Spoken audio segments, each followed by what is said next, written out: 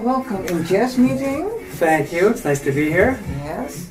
We've met some years ago Right. in Raalte with Stanley Dijkhuis. Raalte. And we saw you on the Jazz Fest in Gronau with Randy Crawford. Oh, you did? Yeah. Well, that was a while back. Amazing. Yes. Yeah, she's special. Yeah. So, who is Hinds without a guitar? Who is Alan Hinds without guitar? That's a difficult question. Well, if I weren't playing guitar and my interests, I love sports. I'm really into tennis. I'm a big tennis fan. But I like politics. I've read a lot of history, and if any of your fans know me, they know my Facebook rants. They know what I think about our current president. Yeah. So there's been a lot of talk, because some people don't voice their opinions on Facebook, and I do, because I have a loud mouth. But who am I? I mean, right now I'm a little bit older than I used to be, of course, so I spend a lot of time at my house in Laurel Canyon with my cats, and I work for other people. I do sessions at my house, and I'm always writing new music, and I teach.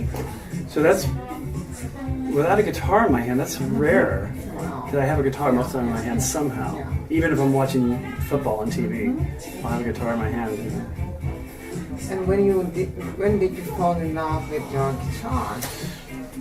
Well, I started later than a lot of guitar players did. I actually started when I was like 18. I was like in high school. Most people had already started music. I had been playing French horn in the high school band, so I knew a little bit about music, but I grew up in that era of the best music ever, where my older brothers and sisters took me to Beatles movies and had all the Beatles CDs, and James Brown and Otis Redding and Sam and Dave and the early Yardbirds stuff. Really, I was into the early Yardbirds, Jeff Beck and Eric Clapton and stuff. So I always loved the British guitar players, Jimmy Page, Led Zeppelin, everything Led Zeppelin I loved. But I also love the Southern stuff. I love Duane Allman, the Southern style, and the bluesy stuff, and Little Feat was one of my favorite bands, and the Beatles through and through, everything they ever did. Yes, so you absorbed that and then you put it in your own style? Yeah, I guess so. When you're writing your own songs, I guess it's kind of whatever your influences are come out, whether they're 20 years old or whether they're 2 hours old. Something comes out and you hear a twist in a melody, or you hear a chord change that's nice, and you put it over a drum groove and you go, oh, that's kind of cool, I need another section. And you just keep putting it together, like throwing stuff on the wall and throwing spaghetti on the wall and hope it sticks, And it does, eventually. And some of them, I don't know, some people ask me about the writing process all the time, but to me it's like sometimes it happens in 30 seconds and sometimes it takes 30 days to finish a song. You probably know that too. So if you look back on your musical adventure, can you name some highlights? Yeah, I guess I can. Probably seeing the Allman Brothers live for the first time in South Alabama in 1970 was pretty impressive. Seeing that band live was just not my... And Little Feat also live. Getting to meet Jeff Beck, getting to play with Gina Vanelli, working with Randy Crawford, even though she's a little nutty and not doing so much now, she was really an incredible singer. So that was a fun period of my life. Like 15 years I toured with her, and we may do some stuff next year as well. I may be her musical director next year. We will see if I want to take that job or not. But those are highlights. Going to school in Los Angeles back in the early 80s was exciting because my teachers were Robin Ford and Joe Pass and Larry Carlton, and I could sit next to them and ask questions. I was friends with Jeff Buckley, who was one of my old-time songwriting heroes, but we were students together. So that was a time that it was really special to me. Back in the GIT in the 80s, my classmates were like Jimmy Herring and Jeff Buckley and the guy from the Wood Brothers, Oliver Woods. There were a lot of really great players at that time, and I met Jaco Pastorius. Never had a chance to play with him. I got to meet him, So there's some, thanks to the school, I made some really great connections. Those are all special times, of course. My first time touring, my first time being on TV. My parents are hearing one of my songs on the radio. That's always exciting. So you're back in Holland? I am back in Holland. You can tell by the fact that I'm freezing to the bone. Yeah, I spent a week in Rome last week, and Holland this week, and then we go to Norway and Sweden. And then I'm going to Taiwan to do some clinics in Taiwan myself. and then I'm back home just to write some new music. I've got a few different ideas, 2 different new CDs coming out. I have one CD, I'm remastering my very first CD, Fact of the Matter, and adding a couple extra songs that I found on an old computer from 20 years ago. So that's going to be exciting. And then I always have new songs I'm working on. So when did you start writing your own music, Only about 12 years ago, 11 years ago maybe now. Fact of the Matter was my first record. I was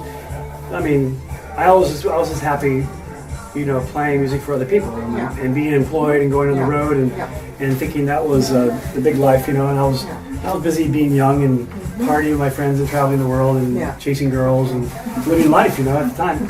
And then I just realized I had all these ideas for songs, and I had some success. Patty Austin and Larry Carlton did one of my songs, so I was thinking I should maybe do my own record. And I was thinking about maybe doing smooth jazz, but I really don't like smooth jazz very much. I mean, to me, it's very boring.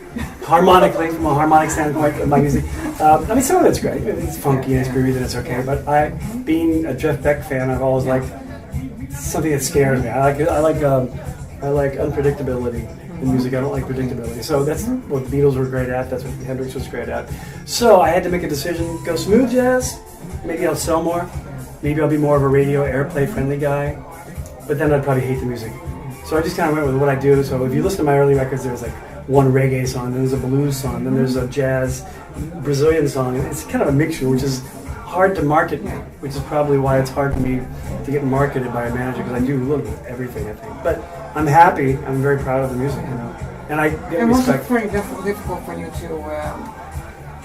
to find your own identity in the music? No, that was nothing. I never searched for that. I think it just kind of happens. If you're true to yourself and you keep doing what you do and you love it, I think it just kind of happens. People ask me, because I have a certain style called legato that a lot of guitar players say, "Oh, you're the legato guy." And I never practiced that. It's just kind of something that happened because I couldn't do some other things, so I made up for it in other ways. So then it becomes like, you're a singer, like if somebody wants you to sing like Minnie Riperton, and you go, well, I can't really do that, but I can do something else that's kind of cool. So you end up compensating somehow for it, and then that becomes your own thing, I think. Your own fingerprint. I think it just happened with time. I'm old, so I've got my own style eventually. Yeah. So what means success to you? What is success according to you? Oh, compared to so many people in the world, I've had plenty of success. I like getting, I like finishing a song and knowing that I can listen to it, I'm proud of it, and I know it's always nice to get, your friends and other musicians who say, hey, that's a great record, it meant so much to me. Actually, I was in Rome last week with a girl who I don't even know. She just found me on Facebook last year and said she had heard about my tragedy in my life last year, and she was a big fan of my music. And so I'm a big fan. He said, I'm not trying to get romantic with you. It's nothing like that. I don't have a crush on you. I just like your music. And I would like you to, it just moved me, and it makes me cry when I hear some of your melodies. And I went, wow, that feels really, that you can emotionally affect somebody like that. It's a great feeling, I guess, So a lot of times I took that for granted, because I was always just trying to play my best music and produce. And I try to produce things like the music I listen to.